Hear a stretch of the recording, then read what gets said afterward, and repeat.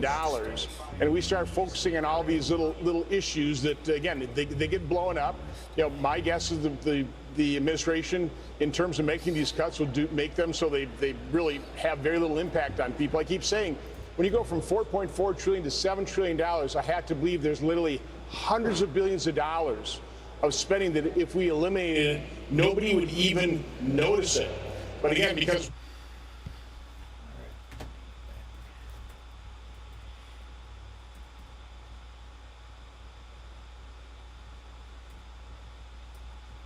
all right, what's good, gang? We are back. We are back. Fix the technical difficulties. we have to do this through. Trump versus Powell is going down right now. I'm gonna have the charts up with Kevin. As I can see, we were in the longs. We got shorted out here. Market just pooped hard. Just took a shit. Yeah, so we got stopped out. One good trade rule saved us today because we thought we were literally got stopped out right at our, like, literally right on the tick. And then market continued because, as you can see, like this candle right here was a stop out candle, this red doji. The following up candle was green all the way back into this, back into 95, which is still shy 2 points of our break even.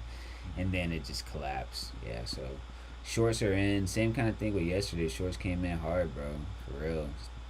We lost today, lost yesterday. Down 1K on the week. That's trading for you, bro. That is trading. Yeah, so here we're going to watch the news. Trump versus Powell is going down. And, yeah, everybody can learn something because they're saying that it's possible that they can fire him. So, yeah, so we're about to find out who's lying because it is what it is. All right, I'll be here. About to put up this news. Leave the screen up. It's so funny that this way he decided to do to get niggas off of Epstein shit. Yeah, I know, bro. That's really what it is. That's really what it is, too. Going, like, bro, Powell ain't did nothing but his job for the last couple of years. That's what it is, too. But he got a lot of power. He has been fucking controlling the market. You know what I'm saying? Yeah, for real. So he's just attacking the next person with the power. You know what I mean? He's like taking niggas out by the leg with power shit. Yeah, bro. Alright, cool. Let me get this situated here.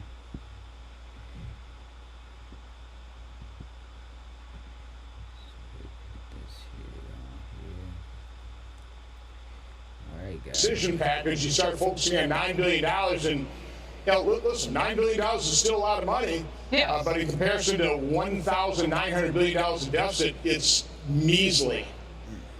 All right, well, we'll see where you move forward. I thought everybody agreed on Doge. I mean, that was part of what the president ran on. This will be interesting. I love that you broke it down, though. You never hear anybody say $7,000 billion and $7 trillion.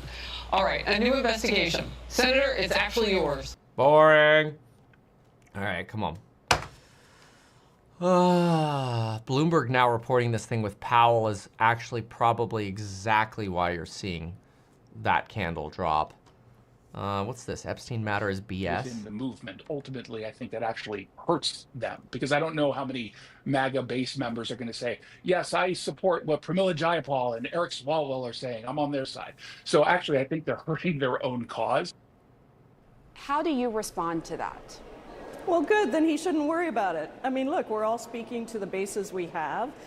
It's important for my base to hear me talk about transparency. I think I have a lot of Republicans. They come to my town halls. They listen to what I say. They don't necessarily agree with everything I say, but they do agree on transparency, and they don't like a lot of the things that Donald Trump is doing, from kidnapping people on the streets and disappearing them to refusing to provide transparency around this case. So Jason and others should feel perfectly fine then with my calling for this, because they shouldn't have to worry about it if they think that nobody's listening.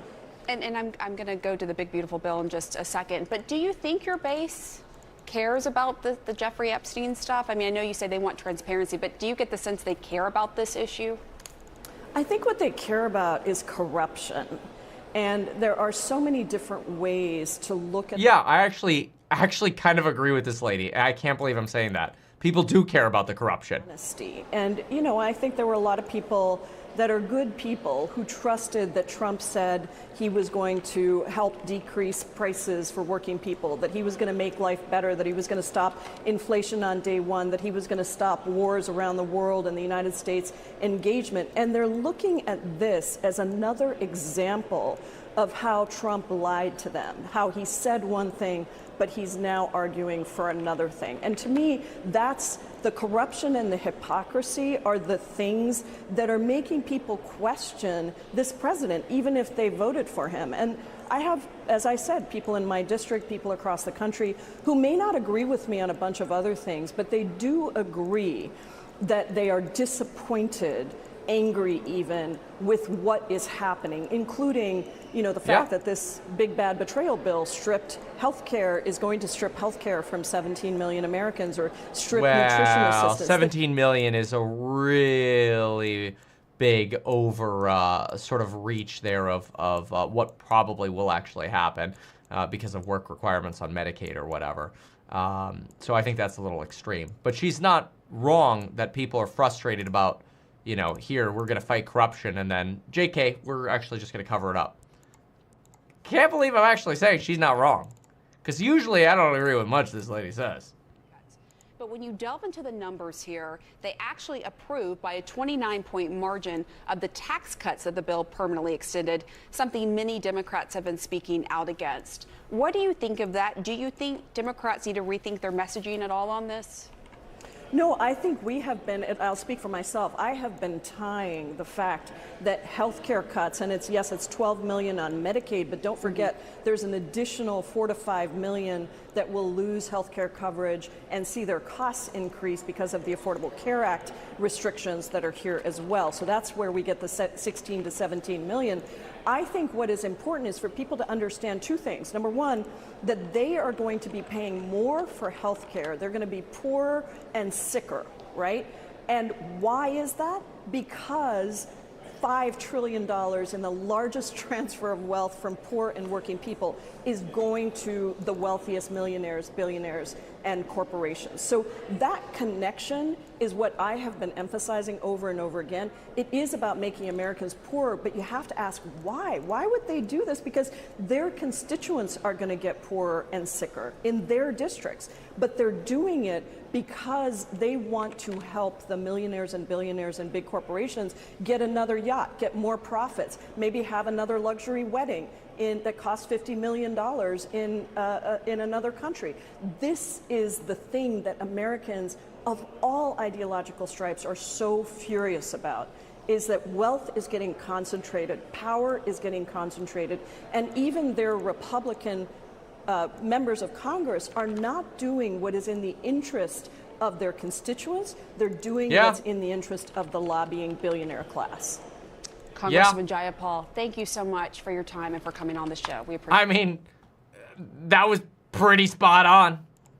Trump's former national security advisor, Mike Waltz, is still defending his use of the Signal messaging app months after it cost him his job.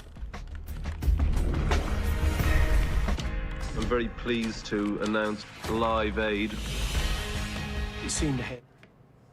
Okay.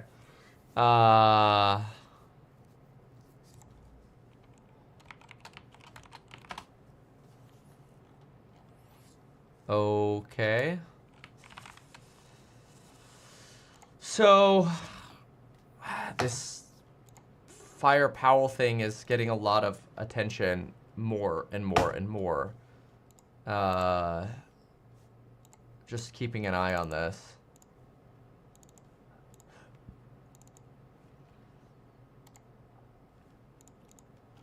The current consensus is that he would be fired by Friday, which is crazy. And again, also brings up the question of, like, how are they actually going to fulfill that, and will the board care, right? You know, that's something else to consider. Let's see here. Let's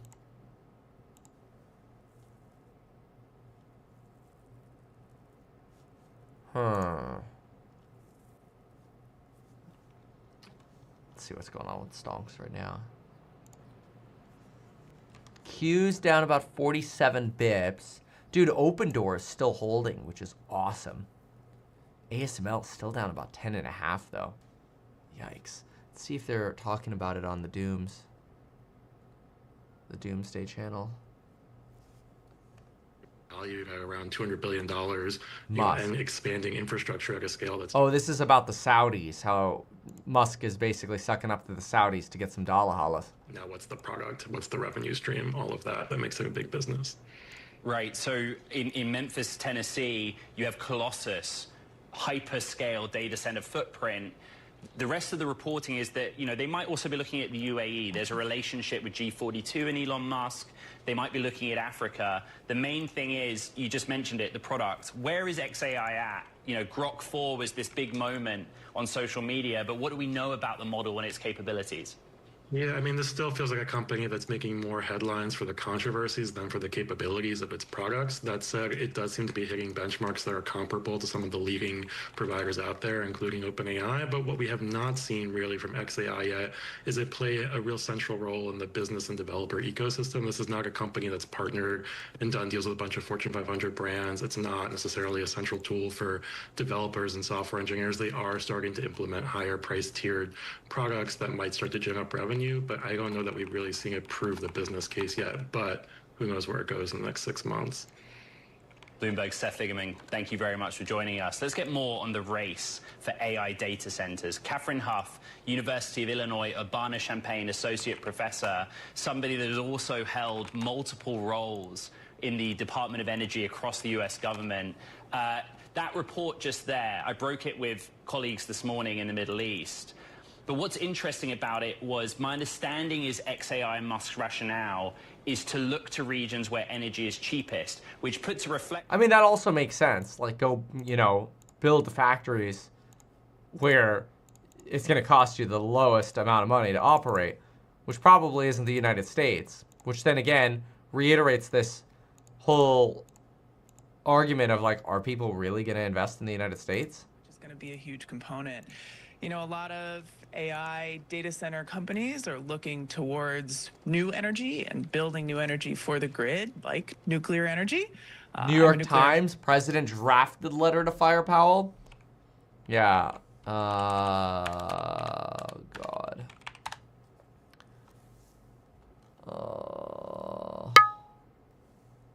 Where did you see that? Let me see if I can find that at the New York Times. Because we've seen Bloomberg talk about it. I don't actually see that yet on the New York Times.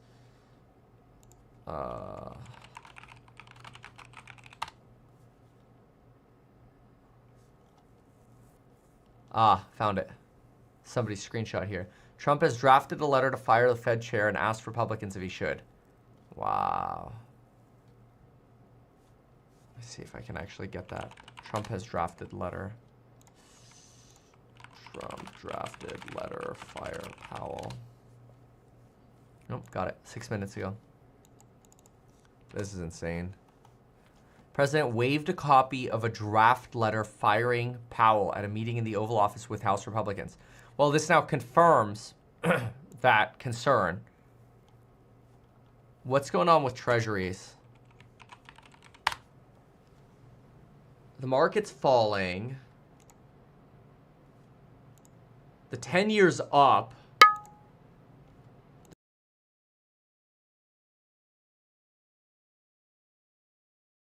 The 2-year is tanking. Oh no. Here's the 10-2 spread. This is how you cause recessions. This is not good. First, it's tariffs that bumps you up from slightly positive, 20, 30 basis points over to over 50. We've been bobbing around 50 for a while. What's up, guys? You guys seeing this? Paying attention to what's going on, boys? This is the dip. This is the dip. The dip is being created. You see all the confusion and the panic going on right now? He's sparking the dip, boys. Sparking the dip, man. And it's right in line with the seasonality. Halfway through July, literally, it's usually a sharp decline.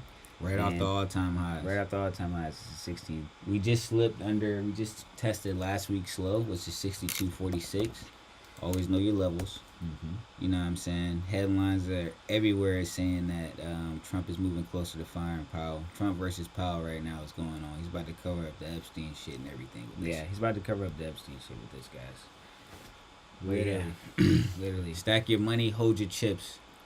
Uber just broke $90 today. I'm getting ready. Literally. It's time to get ready for that dip and get ready to start putting money into these markets, boys. Literally, it's started yesterday, continuing the day, and the headlines match it. The headlines match it. The confusion, the panic is starting. Like Kevin just said, this is how you start a recession. And when you start hearing that, it's time to fucking buy. It's time get ready to buy. Like, literally, the first grumblings of it. And you mark, literally, I'm going to notate it down myself. July 16th, beginning of the dip. July 16th, beginning of the dip. Why? Trump versus Powell. Trump versus Powell is the context. It's the context. Where's the market at? All-time highs. Yeah, so gotta pull back off those ATHs.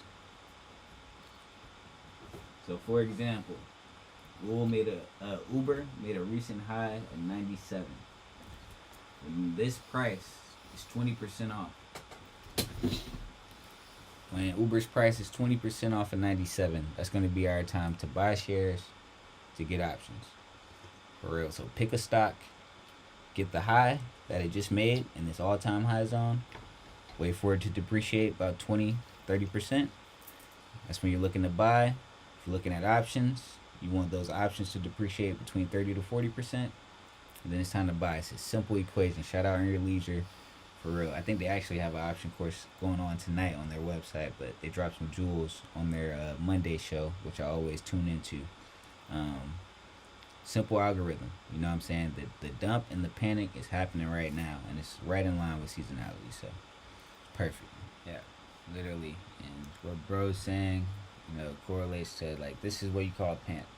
Yeah. You know what I'm saying? Even if you watch the end of the last bit, we got stopped out. We're looking around, seeing what's going on. Even I think I was off the mic once the dip first started, and even Kevin was like, okay, what just happened? He looked around and seen it was nothing. He just said it. He was like, okay, seller just stepped in probably. And that's what it looked like on the charts too.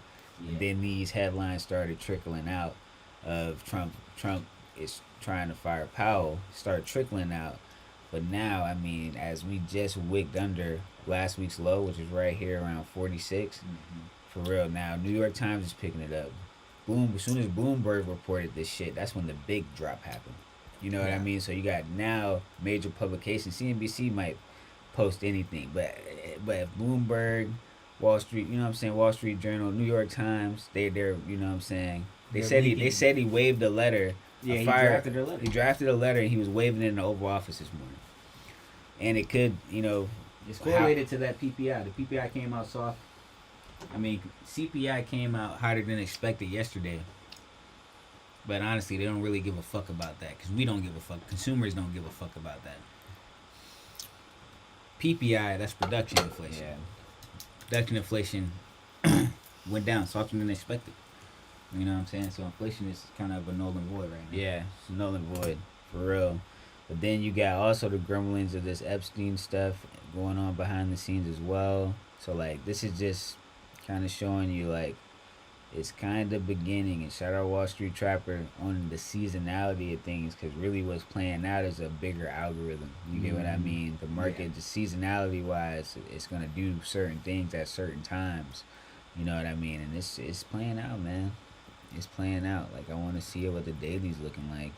Where we have that red candle yesterday. You know what I'm saying? We're consolidating in this range. So even me and bro was talking about this. This looks very well like a bull flag. But if this line in the sand breaks, literally last week low where it just bounced up, if it breaks, it's going to hell. It's going back to 6,100.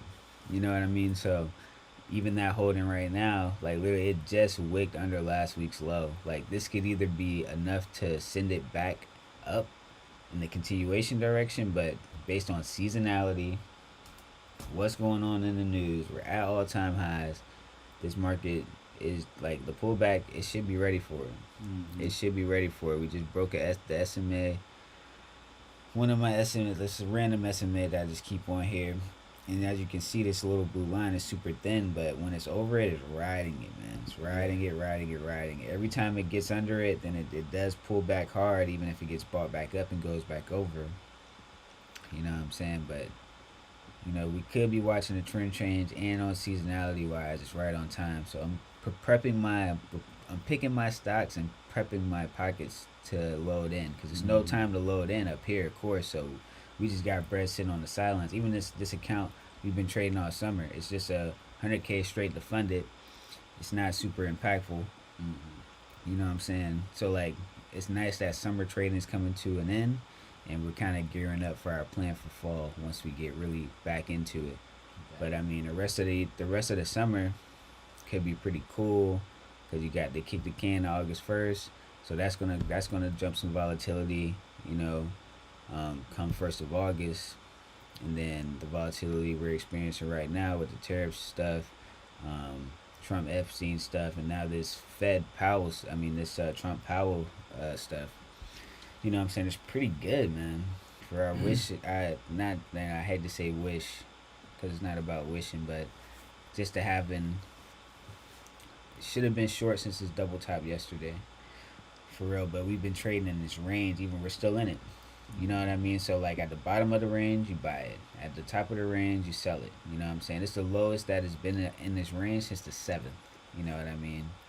So literally, it's the last ditch effort. It's the last ditch effort. That's literally what we said in our notes yesterday. Like, literally, the last ditch long. And this on the close right here, and on the close just got out, they fucking shit. Oh, really? It's 11:46. Yeah. Yeah, so the daily is trading in a range since 7.3. The bottom of the range is 62.46, which we just wicked. And 62.23 is the last ditch long at the bottom of this range. That's a note we notated yesterday doing our trading plan for today. So it's crazy. It's just crazy to get that 46 today. Yeah, Looking back at it, I mean, it's like, based on the damn. news, it was definitely possible. It's really crazy to get that 46 today. Like, I'm like, kind of like, damn, that bit really gave 46. It gave 46, but I mean, opportunity. As you can see, this is the candles that we got in on around 10 a.m. That's our session. By 10:45 is when the news started coming out. We got stopped out at 10:45, and the market was back selling again by 11:15, and then it broke last week's low around 11:30. So, you know, that's really our opportunity window, 10 to 11:30. You know.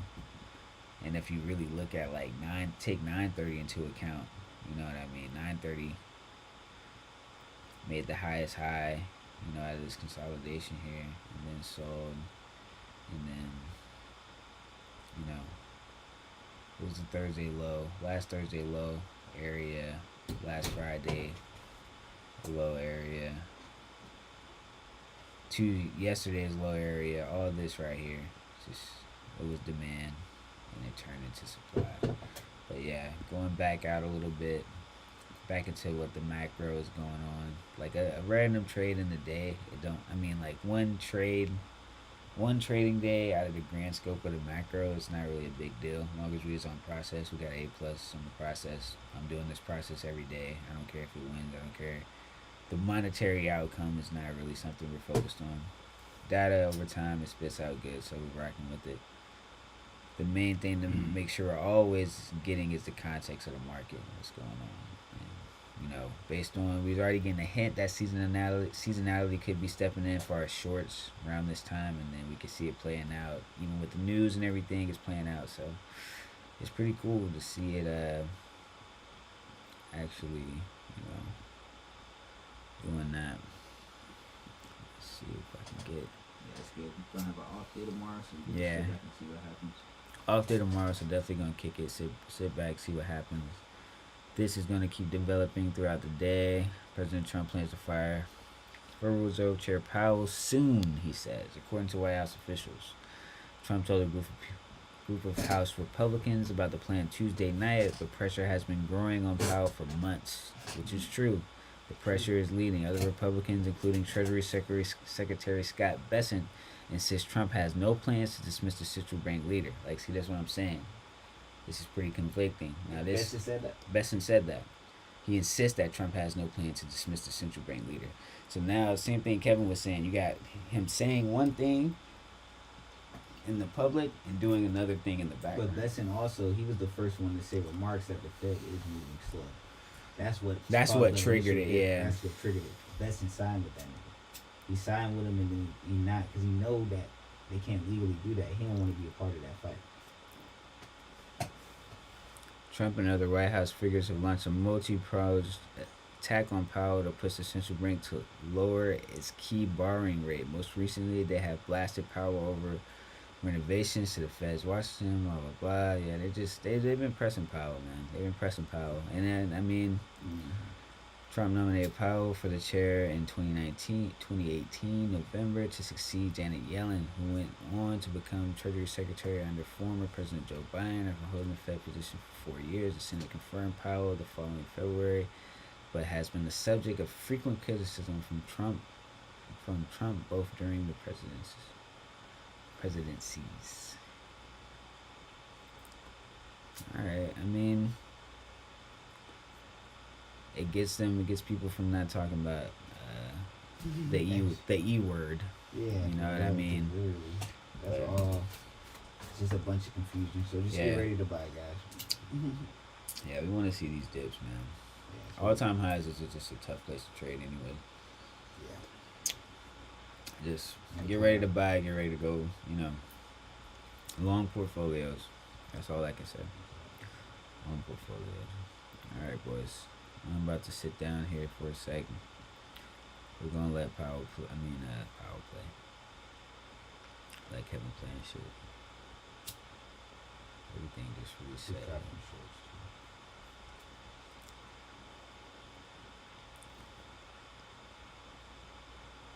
All right.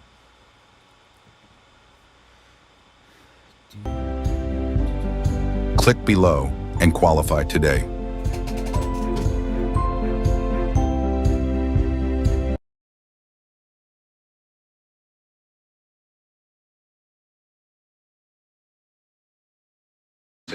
$17 billion worth of deals that are coming to the United States, and this is real. This isn't.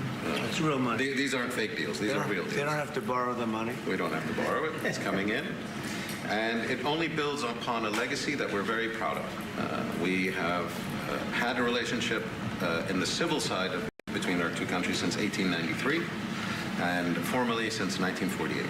So. May it long continue, and we look forward to many, many more years of productive partnership. Thank you, Mr. President. We will have you that. Honor us. We will have that indeed. Many good years, and I'd say right now is your top year, and we appreciate the investment. It's a great. We left, as you know, Saudi Arabia. We were just there in Saudi Arabia, and Qatar was so great. The leader was great. We had UAE, and we had a couple of other visits, but all great places, and we left with $5.1 trillion of investment, and they all want to be investing in the United States. We have, I think we have over $16 trillion of investment coming in, which is a record, and we're only a little bit into the year. And let's say the first 2 months, I sort of took it easy because we had to fix up the Oval Office. I had to devote my time to fixing it up, but no, we had to fix up our country. So we have. I think everyone is saying we have the hottest country now anywhere in the world. We were dead a year ago. We are a dead country. And now we have the hottest country anywhere in the world. And it's a great honor to have you here. Thank you, Mr. President. Any questions? Developments in Syria at the moment? Well, I can comment. I think I'll ask Marco to say a few words on Syria.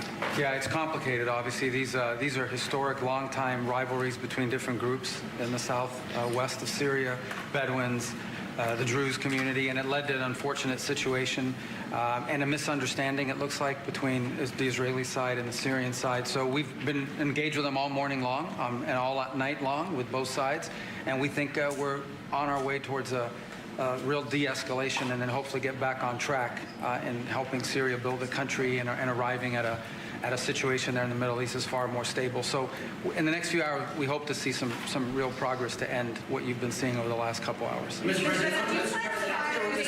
President Jerome Powell, do you have plans, or if you're back considering firing Jerome Powell? Here it is. And what's your justification if you're thinking about this to do this? Too late. He's always been too late, hence his nickname, Too Late. He should have cut interest rates a long time ago.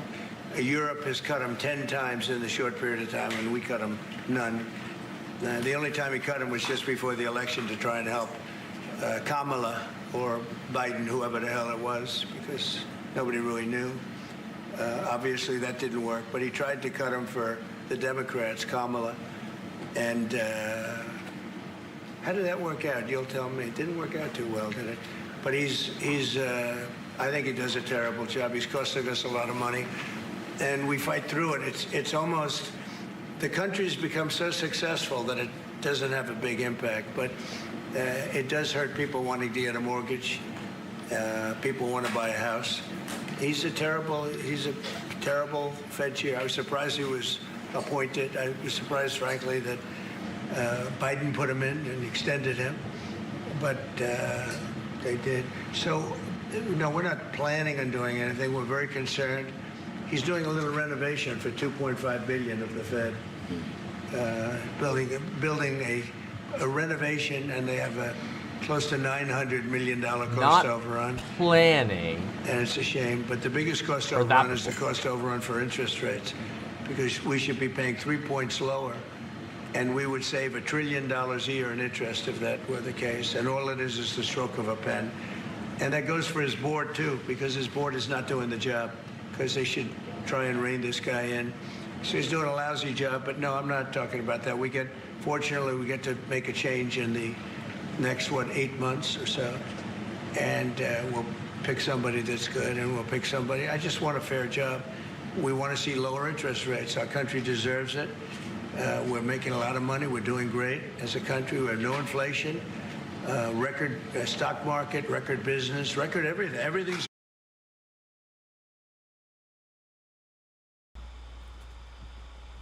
Yep. So you guys heard it here from the man himself.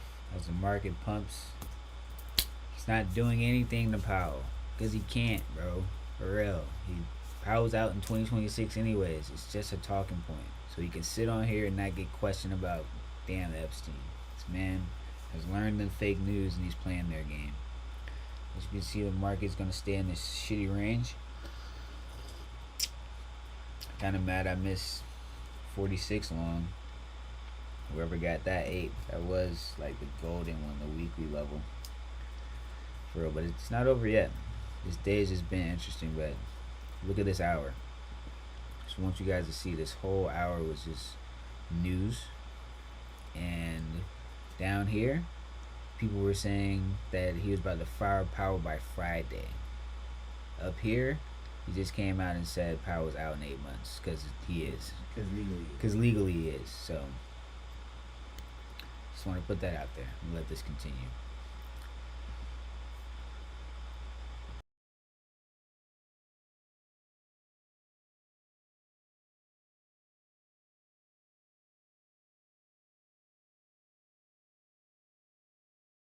Record now. We had the worst inflation in history under Biden, and now we have almost no inflation. We've done a great job, and we should have the interest rates cut. So you're saying today that Scott Bessent, you're so happy with him at Treasury that he's not your top option to replace Jerome Powell, whenever that may be, whenever you decide what you want to do with him. Scott's doing a very good job. I'm very happy with Scott. Is Kevin Hassett on the top of your list? Kevin's somebody we'd consider. Kevin is fantastic, too. We have a lot of good people for that job. It's not a tough job, to be honest. Assuming you're smart, it's not a tough job. If you're a dummy, then I guess it's a tough job. But it might be one of the easiest jobs I've ever seen. And now on top of it, he's building a close to $3 billion little nest egg for himself. He's not doing the right job. We should be saving $1 trillion a year in interest, when he talks about cost. we should be saving. Think of it, $1 trillion a year. Add that with the tariffs and everything else. But he just doesn't want. He's a knucklehead. But we'll see how that. We'll see how he's listening to this. Yeah, that's a strange conversation. But we like to say it like it is. But we have a lot of people that want that job very badly, and I'm only interested in low-interest people, frankly, because you don't need. I know. So they had the 71 different economists and people experts that they picked about a month ago. I was the only one, along with one person from maybe the Wharton School of Finance. The two of us got it right. 69 people, including Powell, got it wrong. And he wants to hire thousands of new people to help him decide where we're going in the future. It only takes one good mind. It doesn't take 5,000 good minds. So they're expanding the Fed. It's the dumbest thing I've heard of. But it's very autonomous. Just to follow up on that, sir, are you completely ruling out the idea of firing Jerome Powell? I don't rule out anything, but I think it's highly unlikely, unless he has to leave for fraud. I mean, it's possible there's fraud involved with the $2.7 billion renovation. This is a renovation. How do you spend $2.7 billion? Possible there's fraud involved. Are you completely ruling out the idea of firing Jerome Powell? I don't rule out anything, but I think it's highly unlikely, unless he has to leave for fraud. I mean, it's possible there's fraud involved with the $2.7 billion renovation. This is a renovation.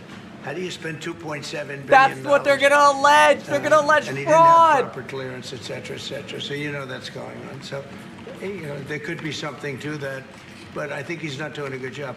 He's got a very easy job to do. You know what he has to do? Lower interest rates.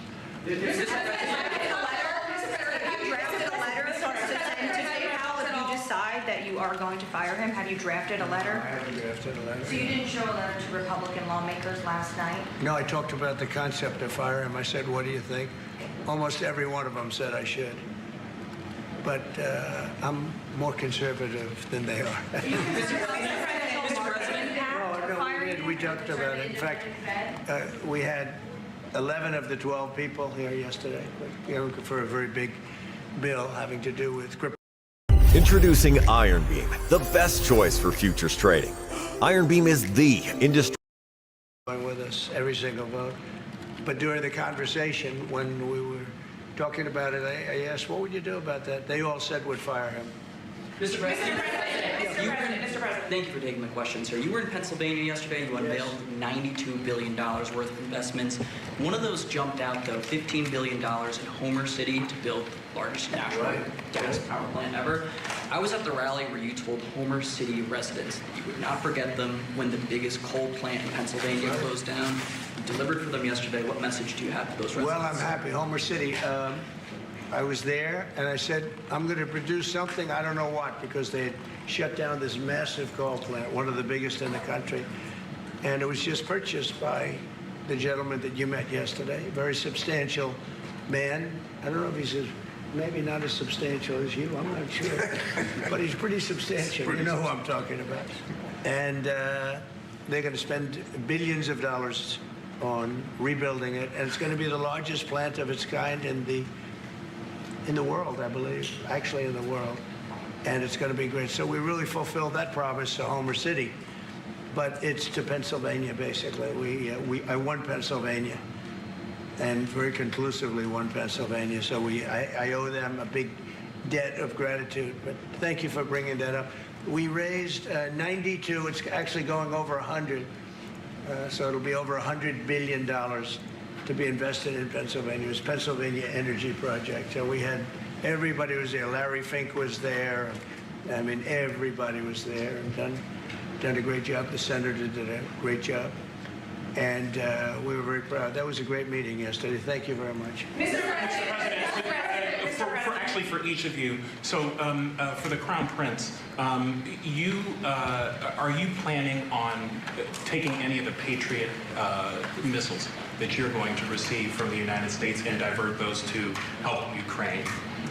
We have no current plans, as we have an operational requirement inside Bahrain to keep them there for the present time. Kevin's somebody we consider. Kevin is fantastic. The fentanyl bill. Yeah, they're wonderful. They're wonderful pieces of kit. They work very well. American technology is the best. Yep. And on the fentanyl bill that you're And that's signing. maybe the most important part of this. He has his choice of everything, and we make the best military equipment by far in the world. none. There's nothing close, right? Bar none. Yeah.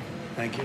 And on the fentanyl bill that you're signing today, do you hope that that's going to restart law enforcement cooperation with China on getting the fentanyl? Yeah, I think China's been helping out. I mean, it's been a terrible situation for many years with fentanyl, but since I came here, we're talking to them, and they're making big steps.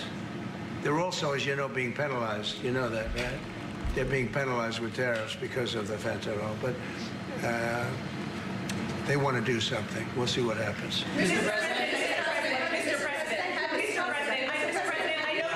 Thank you, Mr. President. An American from Tampa was beaten to death. He was killed by Israeli settlers in the West Bank. His family has been calling on you to help prosecute his killers. Are you going to do that? An American from Tampa? Yeah, your first sentence is really, go ahead. An American citizen from Tampa, Florida, has been killed in the West Bank. His family has been asking you to prosecute him. Are you going to help finding his Yeah, well, so first of all, have you seen yesterday, Ambassador Huckabee has asked the Israelis to conduct an investigation. We want to get all the information about who was involved. We protect all American citizens anywhere in the world, especially if they're unjustly murdered or killed. So we're gathering more information, but I hope you saw yesterday Ambassador Huckabee in Israel asked the Israeli authorities to produce an investigation and concrete information about who was responsible for his murder. They're reporting that tomorrow. We have a meeting on it. They're going to be reporting that to me. Yeah. Do you think that the Gulf area now is more secure, and do you believe that a negotiation with Iran is necessary at this stage? Well, I definitely believe that the volatility of the situation has been reduced, and we didn't know where it was going to go on the Sunday. We were very glad when we found out on the Monday. Let me put it that way. And should the Iranians want to negotiate, I believe the ball's in their court. That is the true reality of where we stand today. They are the ones that stand to benefit from a negotiation. And they do. They want to negotiate.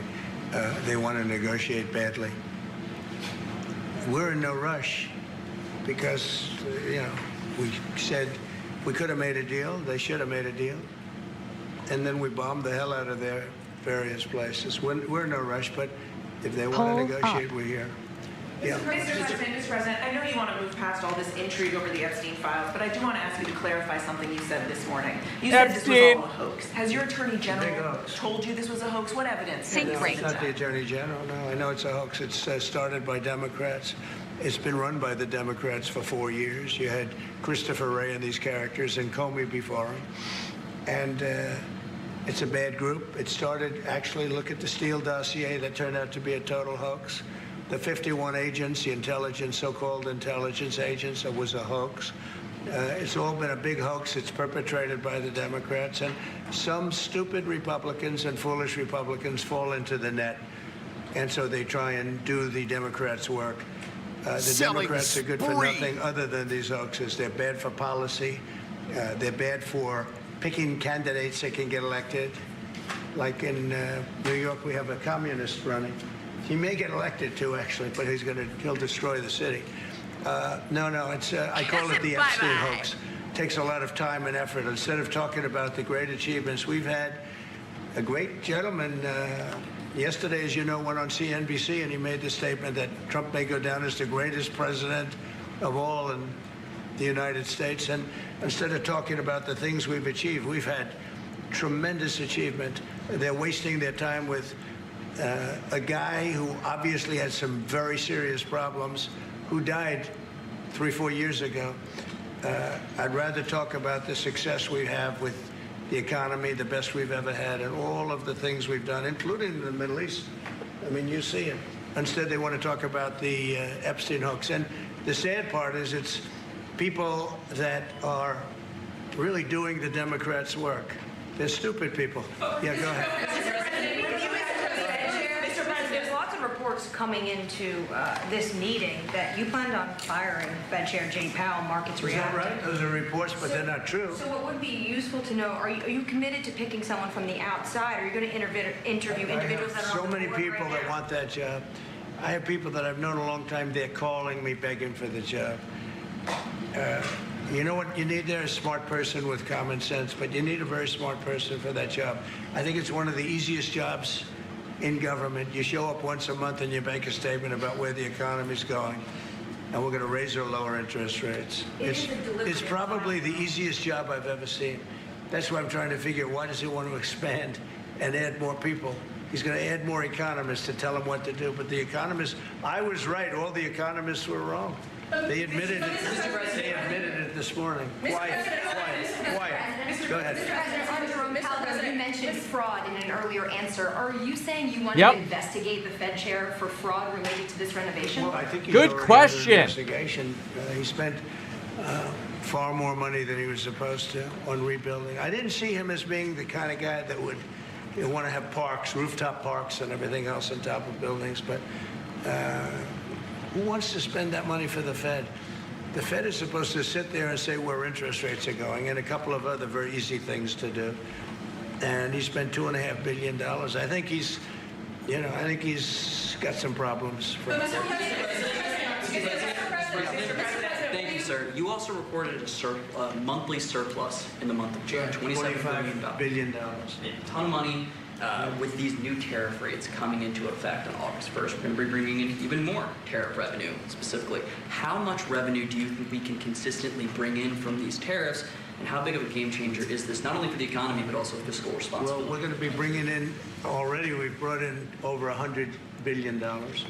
We'll be bringing in hundreds of billions of dollars. And the tariffs really haven't kicked in that much other than automobiles and steel. August 1st is a big day. August 1st is when very substantial money comes into our country.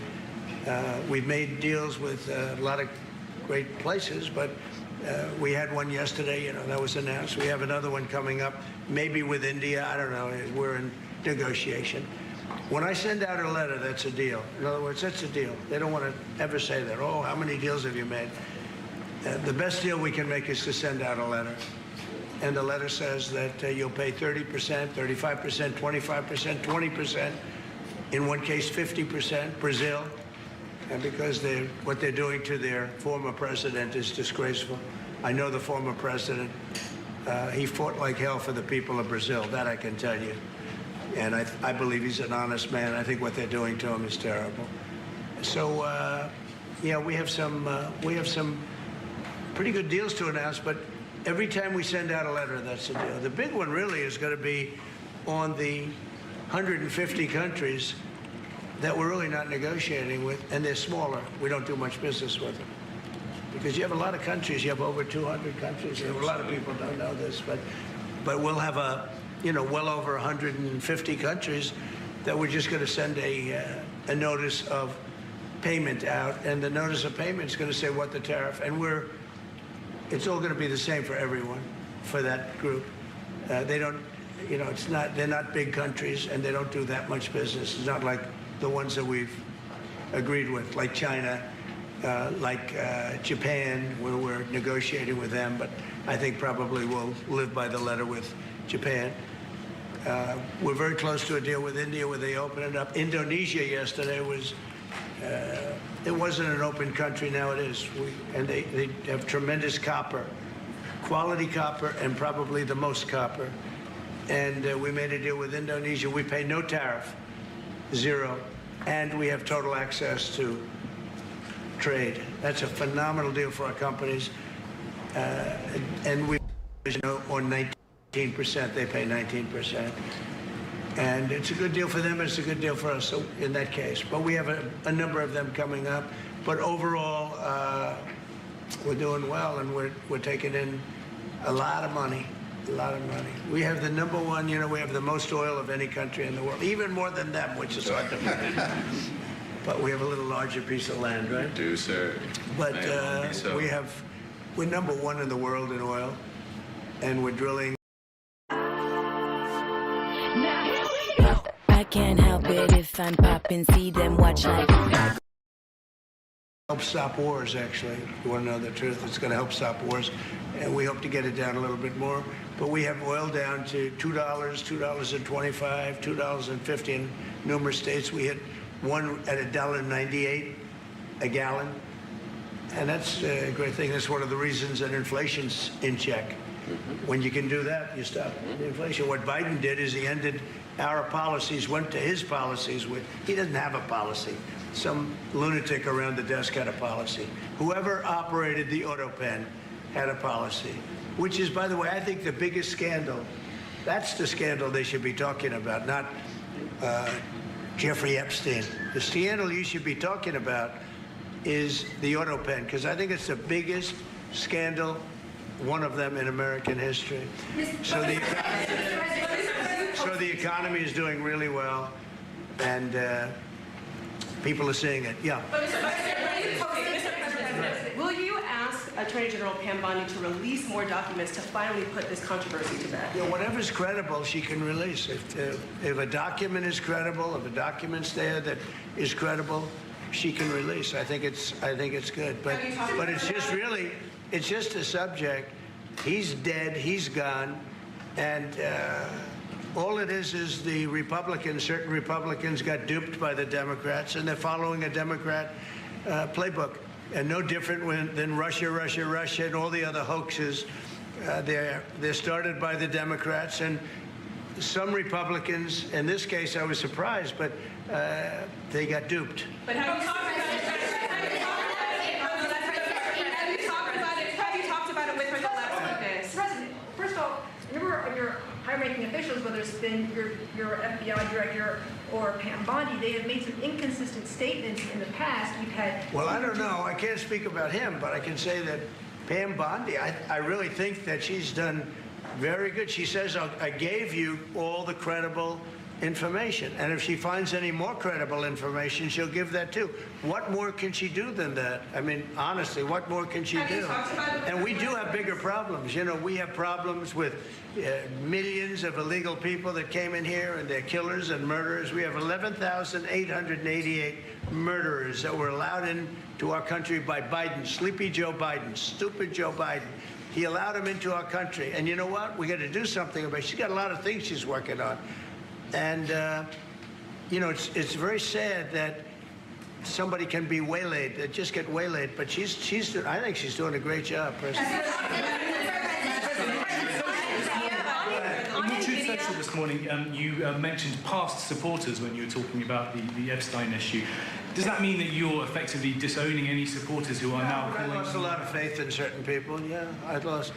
Because they got duped by the Democrats. The Democrats are good. Firing Powell increases the odds of recession. Job. They almost destroyed our country. If I didn't get elected, all these numbers you're hearing about, they found $25 billion and another 25 is coming in, and hundreds of billions of dollars is pouring into our country. And we just got the biggest tax cut in history. We just got the biggest regulation cuts in history. There'll be no tax on tips. There'll be no tax on Social Security. There'll be no tax on overtime. There'll be no tax on so many other things. You're allowed to deduct your interest from a car payment. That's never happened before. You borrow interest. You borrow money to buy a car if the car is made in America. And by the way, factories are being built all over America. Car factories, AI factories. But you get a deduction on your interest. Nobody ever thought of that before. It never happened before. And, these are the things that they should be talking about. The Big Beautiful Bill is one of the greatest pieces of legislation ever in this country, and the Democrats have nothing to combat it. So they say, oh, it's death. Oh, that's good. And then they give it to the fake news, which is you and a few others, and the fake news talks about the bill is death. The bill is actually life. The bill is life, and it saves our country. This bill is incredible. Look at the results already. So we have $16 trillion being invested in our country. And this great gentleman and his family just came in with another billions of dollars. And if he didn't like the country, if he didn't like where we were going, he's very smart. He'd come, maybe he'd come, maybe he wouldn't even come. I think maybe he wouldn't even come. You'd save your time. But, because, it's one of those things. But if he didn't like where this country was, he wouldn't be investing billions of dollars in this country. But think of it, $16 trillion, more than has ever been even contemplated before. And we haven't even started yet.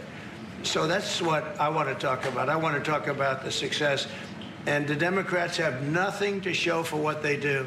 They almost destroyed. They allowed 25 million people to come into our country, gang members, jailbirds, from all over the world, not South America, from all over the world. They allowed them to come into our country from mental institutions, insane asylums, just walk right through. They couldn't come into your country. They couldn't come into any country in the world except our country. And they came in from the worst places, gang members, drug dealers. They all came in. Turn it off, please. They all came in, and I'm doing something about it. We have it under check right now. We got rid of a lot of the murderers already. Some of them we put in our prisons because they're so bad we don't want to take a chance in putting them in a foreign prison, have them come back. But we've done a great job. Our country's in great shape. We literally have the hottest country anywhere in the world right now. And it's true what the king said, what a lot of people said. We were a dead country. 1 year ago, we were a dead country. We were laughed at all over the world. We had Afghanistan with that horrible embarrassment, most embarrassing moment in the history of our country. Look what happened with Russia and Ukraine. That should have never happened. Look what happened with Israel. That would have never happened. Hamas had no money. Iran had no money. There was no money to do an attack like that. All these things that happened that wouldn't have happened if you had good leadership. And that's what you should be talking about. Thank you very much, everybody. Thank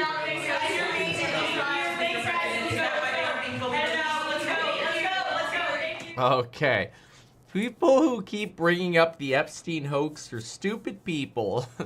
All right, so, Donald Trump saying here doesn't plan on firing Powell, but then again, says unless he's removed for fraud, so he's leaving the door open, and then, this idea of investigating Powell probably refers to the renovation going on at the D.C. facility. There are now rumors circulating that August 4th could be a potential deadline for firing Powell. Firing Powell. It's what a mess. Let's see what they're saying about it. Positive, it went negative. It's back in the negative space, but only down by 0.1%. So some modest gyrations here for the S&P 500. The Nasdaq a bit lower here by 0.3%, weighed down by chip makers. And yields has been very interesting because they initially fell on cooler wholesale inflation data, but again, reports that President Trump is likely to fire Jay Powell soon has sent the 2-year yield sharply lower, while yields at the long end did move higher. And here is an intraday chart of the U.S. dollar, really being swung by these reports that President Trump is looking to fire Jay Powell, which he did deny in the news conference before moving on to suggest that he would look into perhaps fraud as a possibility for reasons that Jay Powell may not be able to continue to serve out his term. All right, I want to bring in our economics editor, Michael McKee, who joins us right now for a little more context on these latest developments. And Mike, just a reminder here, President Trump handpicked Jay Powell to replace Janet Yellen when he was president the first time around, but the president soured on Jay Powell when... Lawmakers' dinner with Powell canceled. Just now they're taking away his dinner, too. Well, even during the first term, he got upset with Jay Powell towards the end of Trump's first term because they were raising interest rates, and he doesn't like high interest rates. It slows the economy. That obviously is the point for the Fed. He came into office disliking Jay Powell. He criticized him on the campaign trail. But this has really ramped up in recent weeks. Now, the question is he doing this because he wants to, as Scott Bessent told Bloomberg TV yesterday, work the refs, try to influence what the Fed is thinking about doing? Or is he seriously considering this? We just don't know. You had these reports that last night he was talking to House Republicans, waving around a letter, firing him, and then he goes into this little news conference here and denies that he's going to do that. It would be hard, Scarlett, for the president to actually fire Powell right now because, of course, the Supreme Court carved out a special exemption for the Fed. It's not the same kind of organization as the Merit Systems Protection Board. The Fed said they could fire the director. That's exactly what we talked about, and we even pulled up that Supreme Court document. So that's why I think, the Supreme Court, actually, they'd be brilliant to preemptively get involved in this, but I don't think they will. They'll probably be too late themselves. I'm very interested to see how the bond market is responding to all of this.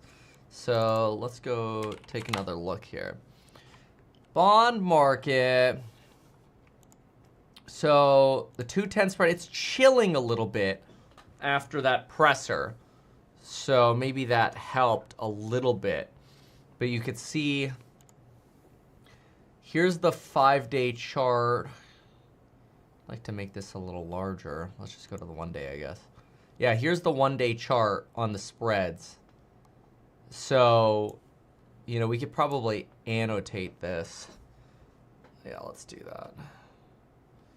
Okay, let's see if I can move that to another computer. Well, that's not bad. I was able to do that pretty fast. It's clutch. All right. So now we're on the Apple. Easier to annotate on an Apple, honestly. Windows is a pain in the butt to try to annotate something. So these are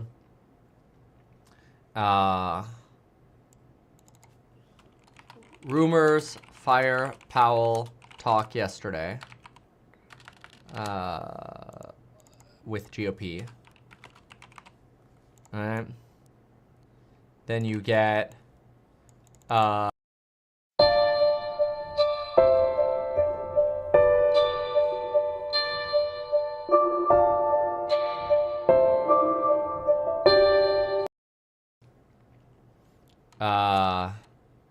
not planning to fire Powell.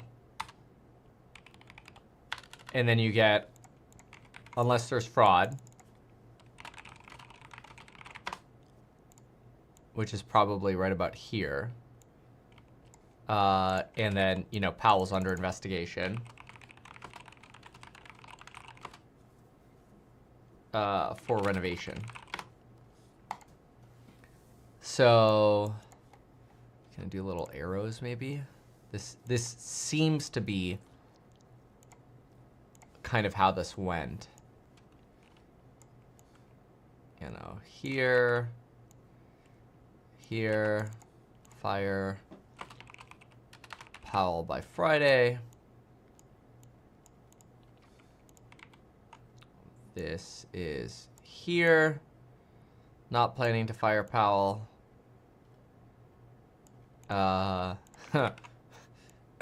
Unless there's fraud. It's probably, I don't know, somewhere around here. It all happened pretty fast. This is sort of my rough interpretation of how this went. Who's this blondie?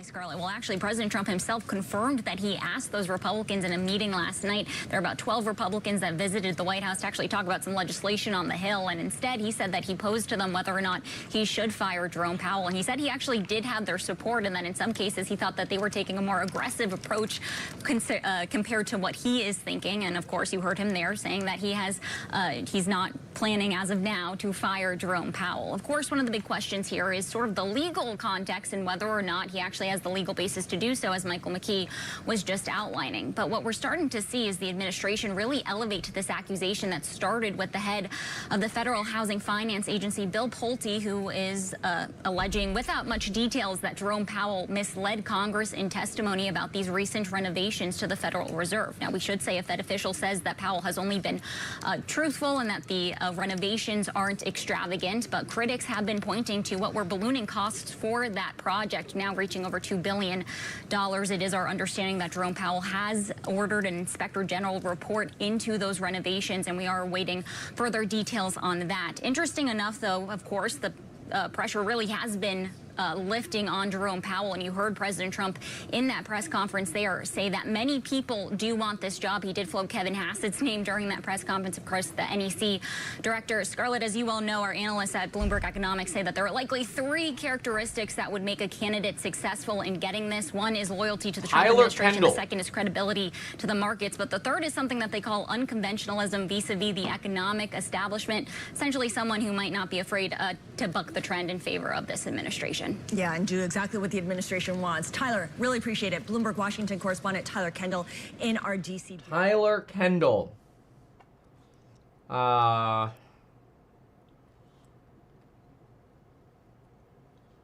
not much on the internet, I guess, about her. Thought you could look. Anyway. All right. So, what else? Still significant. We're only talking maybe about 60 to 70 points that was lost on the S&P 500. So in the grand scheme of things, that's relatively minor. 2 interesting moves that I think were a little bit more telling. The spike that you had in the VIX up to close to 20, which then retreated, and also that big spike that you saw in the dollar. And that gives a sense that this is more than just about the man in office at the Fed.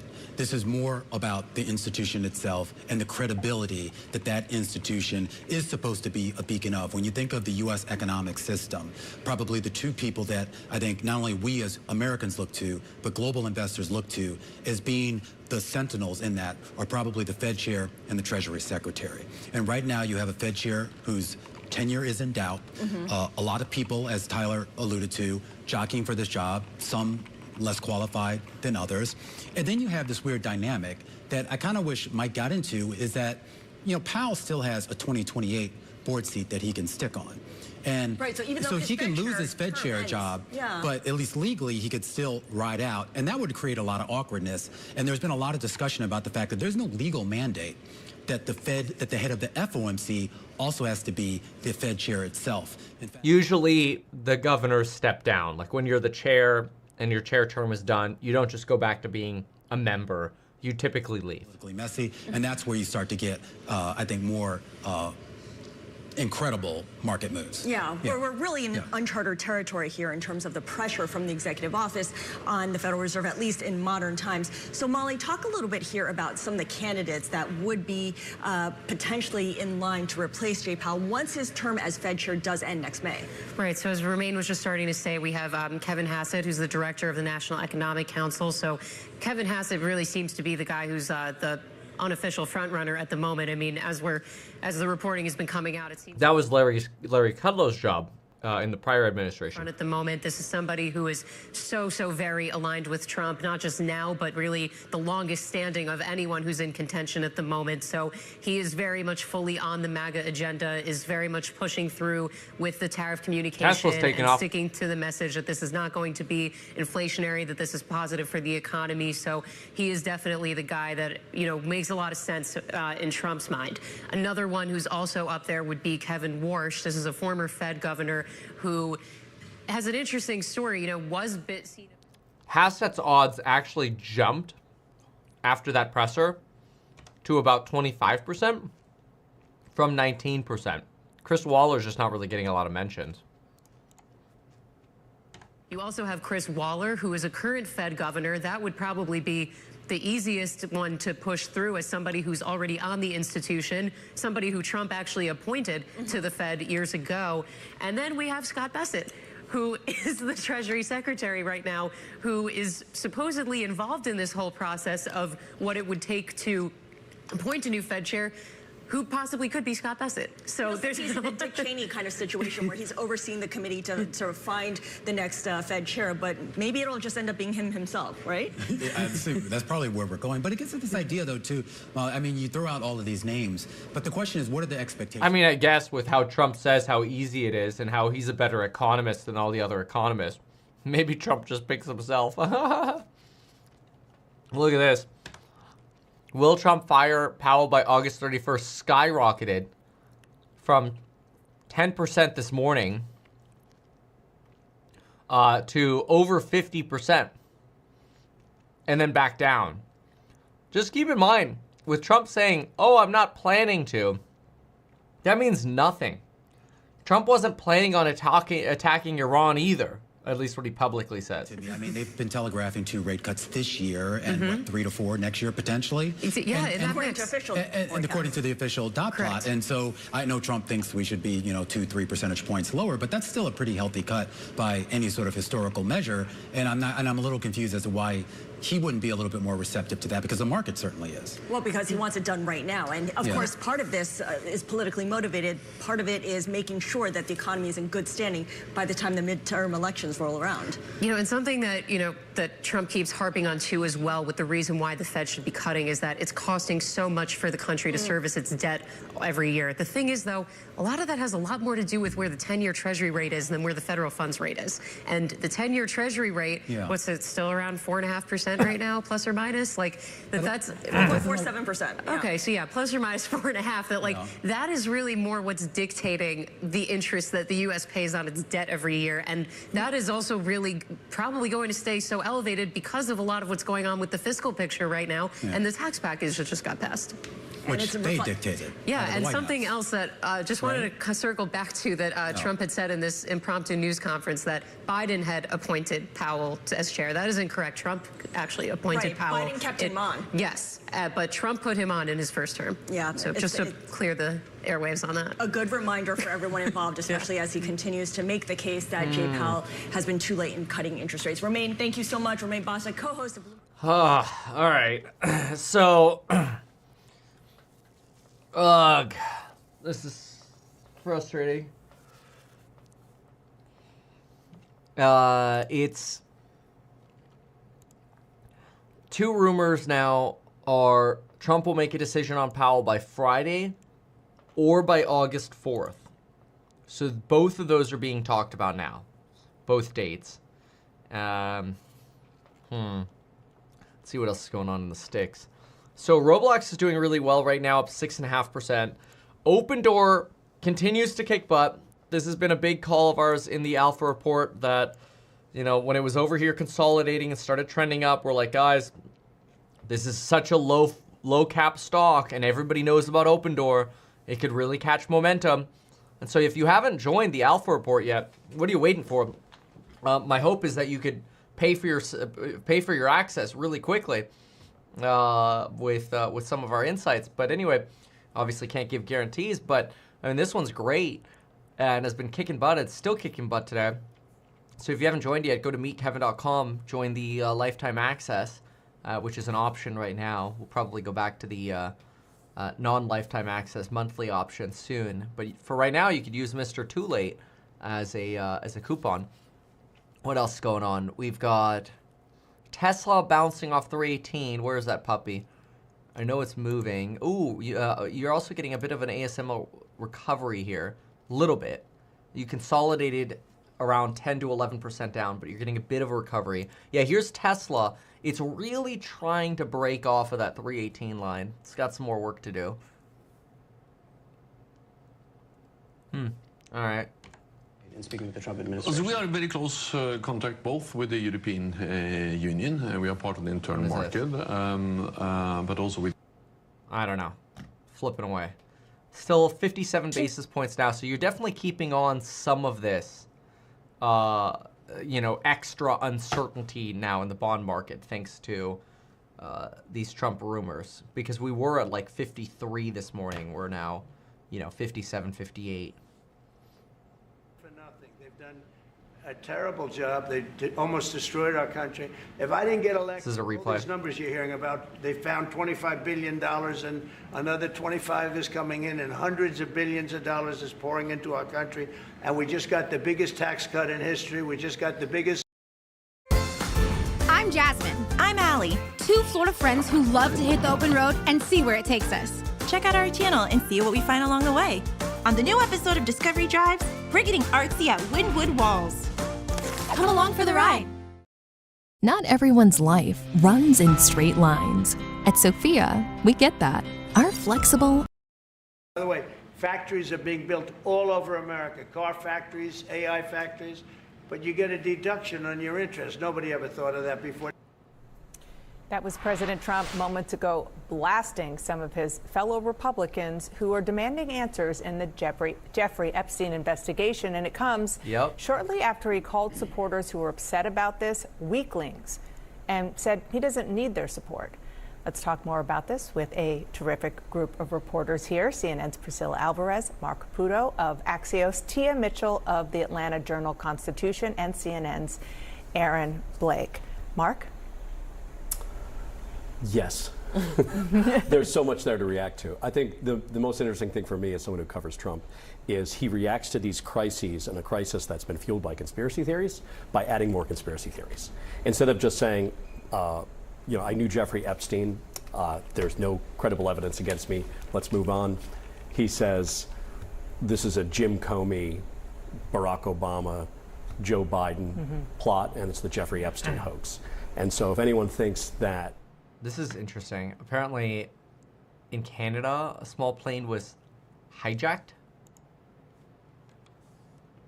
Now, I'm going to tell you right now, you're going to have a lot of questions. Investigators do too. And you may be saying, oh, this was just a small plane, but there were big planes flying all around it. It's an incredibly dangerous situation that could have ended very differently. This morning, a suspected hijacking in the skies above one of North America's busiest airports. We do have an aircraft that has been hijacked, is in the vicinity of the airport.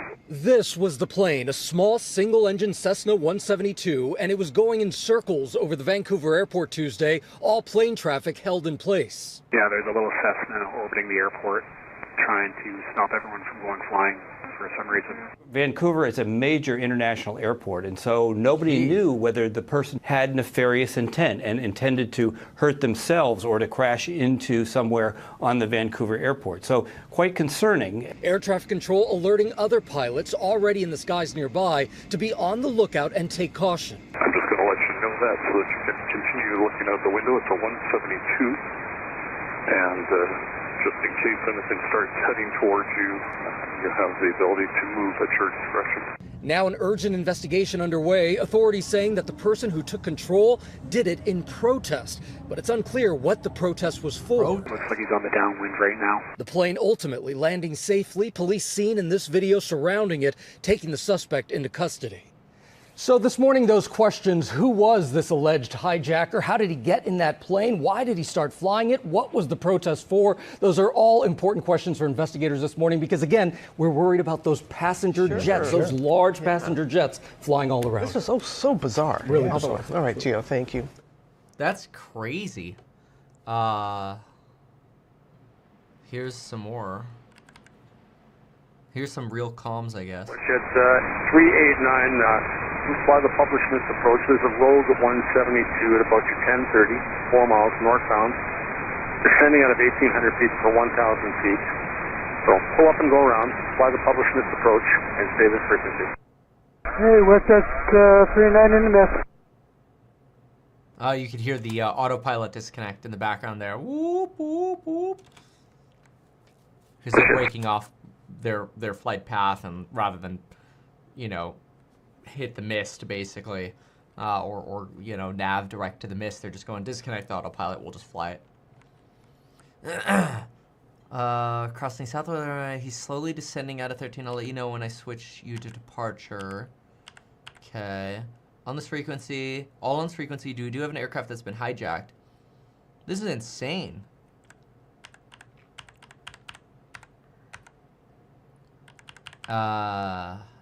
International has been shut down due to terrorist activity. Jeez, man, that's scary. What's your alternate today? Vancouver has been shut down. What a pain in the butt. I wonder how many flights ended up getting diverted. Potentially long delays due to some kind of protest. Oh.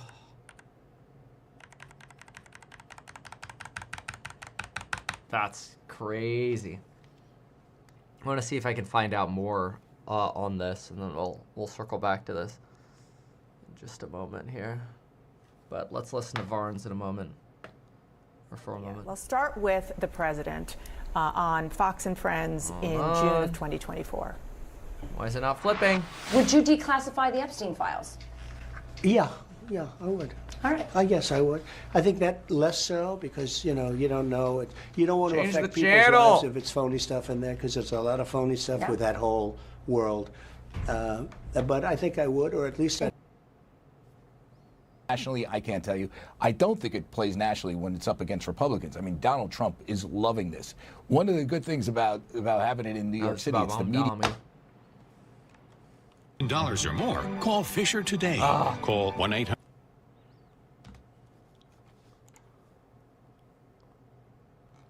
Going into these companies and potentially going out as dividends and payouts to investors. It's extremely important to prevent that when we now significantly increase defense spending across the Western world, that it actually provides us with more weapons, not only higher prices. So we need to increase demand as we do, but we need to ensure that we also increase supply. And I think that's partly about opening up for more competition. It's about addressing the fragmentation, especially of the European defense industry. And it's also about actually stimulating more startups. And one of the things we did when I was Secretary General of NATO was to establish a new innovation fund to actually help new startups within the military industry to build and to strengthen the supply side of this very important industry. Well, Jens Stoltenberg, thank you so much for your time. That is the Finance Minister of Norway and, of course, the former Secretary General of NATO, speaking on the sidelines at that G20 summit with all of these issues really coming together, whether it's defense, spending, trade, all coming together here at the G20 in South Africa, Durban. All right, good stuff. Thank you so much, Bloomberg's Oliver Crook, and of course, the Finance Minister of Norway. We want to turn back now to the markets and the big story of the day, which is President Trump now saying that firing Jay Powell as Fed chair is unlikely, although he would consider removing the Fed chair for fraud. Let's bring in now Callie Cox, Chief Market Strategist at Ritholtz Wealth Management. I'd also like to welcome Ira Jersey, Chief U.S. Interest Rate Strategist at Bloomberg Intelligence as well. So, Callie, let me start with you, because even as we say that this is unthinkable, the idea that Jay Powell would be fired before his term ends next May, the very suggestion of it did move markets, albeit not by a lot, but it did move markets. It did move markets, and we've seen this a few months ago too, when this rhetoric was much stronger, when Trump was actually considering it, and I think he hadn't been explicit about, potentially not firing the Fed chair. But look, I'm not surprised that we're seeing a market reaction here. We don't get a lot of explicit questions around this. I think this is a minor story that maybe is stuck in finance world, but it is moving markets, and ultimately it looks like the bond market is choking on this on the longer end. Okay, so clients are not necessarily asking you about it in the same way that they would about positioning, for instance, for this economy. But Ira, I want to pick up on what Callie just said, that the bond market is kind of choking on this. We see this in the reaction across the curve, right? Yields at the short end are lower, while yields at the longer end are higher, with the 30-year now at 5.049%, so just below that 5.05%. Talk a little bit about how if Jay Powell were to be forcibly removed by the president, that won't necessarily work in his favor when it comes to the bond market's reaction. Well, it depends on what President Trump is really trying to do, right? So he's been focusing on the idea that because interest rates are so high that it's costing the taxpayer money, which, given how many T-bills and short-term debt there is outstanding, that's true, right? So if the Federal Reserve were to lower interest rates by 300 basis points, like Donald Trump has said that he wants them to do, and personally I think that would be a mistake for the economy, quite frankly, but if that were to happen, then the reaction is short-term interest rates go down, funding costs of T-bills and two-year notes and very short-term interest winds up saving you a lot of money initially. However, as you noted, you'll probably see longer-term interest rates, 10-year, 30-year interest rates go up. So that affects the housing market. That affects long-term borrowing by corporations because people will be worried that monetary policy is going to be too easy. There'll be longer-term inflation. Plus, it's probably not going to really help the deficit a whole heck of a lot. You're talking about $50 to $100 billion. You're getting more than that from tariffs, quite frankly, right now, than you could probably save in terms of interest costs per year, unless you get the primary deficit lower. That's the bigger problem here, not necessarily the level of interest rates and the interest payments on the debt. Right, and that's a structural problem and one that's not being helped by the passage of the big, beautiful bill that's going to add a lot of stimulus. Callie, how much of a check are markets on President Trump's impulses? Well, I think we just saw it a few minutes ago. Markets are a check, and they're an important check, too. They're what saved us after Liberation Day. So I have some faith there. I think that there are still some checks out there. I mean, firing Powell again would be a legal third rail as far as I understand it. So, you know, that does give me some faith. However, we do have this high interest rate dynamic that isn't going away anytime soon. And you brought up the big, beautiful bill, too. I mean, that's another catalyst that the bond market has to process here. And, you know, it's not the best environment to really be rattling the bond market's feathers. I'll put it that way. Yeah. Ira, jump in here in terms of how you are thinking about how to look at the yield curve, how to look at where yields could migrate to if there is something dramatic before next May. Well, we've thought that the yield curve would steepen one way or the other. It just the question is how will it steepen? And what you've seen very recently is more of what we call a bear steepener. So longer term interest rates going up, shorter term interest rates kind of staying steady. I think over time we'll get more of a what we call a bull steepening. So short term interest rates go down, long term interest rates do really nothing. But if Jay Powell gets fired, I think the initial reaction is more of what you saw today, which is this what we call twist steepening. So short-term interest rates lower, long-term interest rates higher. One of the interesting aspects of this, though, is... Which, again, widens the spread between the 10-2, which is more of a recession risk at the bond market, basically pricing in that, you know, this could create distortions in the market that, you know, whether they lead to another carry trade blow up or whatever, markets start pricing in some concerns. Okay, so...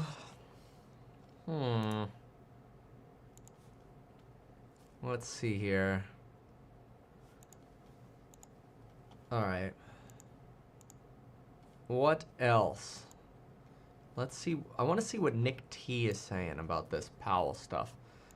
Because it's pretty obvious they set up for the potential firing of Powell here.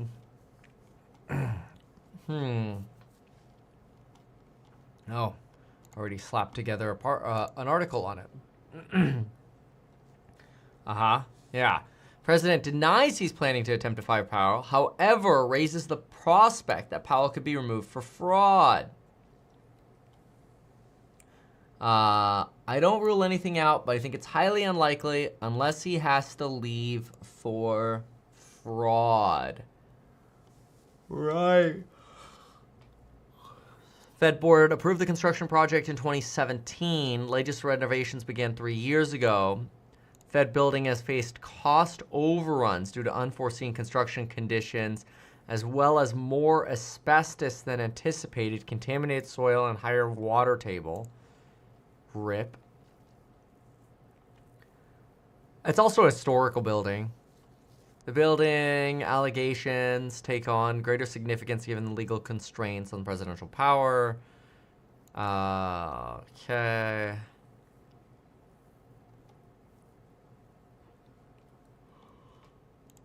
Updates to follow. The inside scoop on Epstein? Oh no.